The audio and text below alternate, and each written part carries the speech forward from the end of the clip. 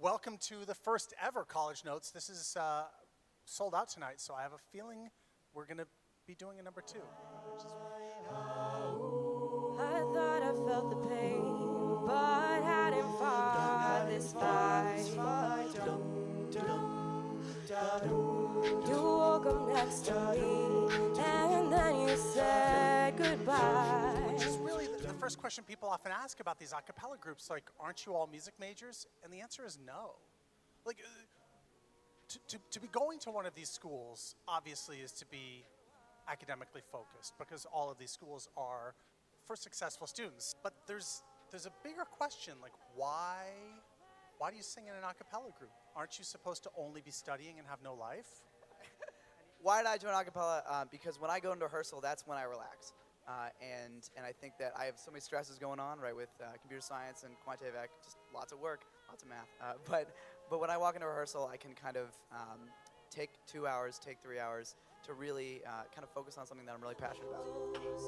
Sure, I get lonely when I'm the only human in the heaving heat of the animals. Bitter brown salt stinging on my tongue, and I will not waver, I will not wait its turn. College, about the difference, the change in your life, the moving, the being on your own. The transition to college from high school is one that every college student struggles with in their own unique way. And for some people, such as myself, so I went to Yale from Alaska. I had never even been to the East Coast before. So it was a lot of culture shock for me, and I felt totally out of my element. And one of my biggest struggles of first semester freshman year was feeling really homesick and missing my family.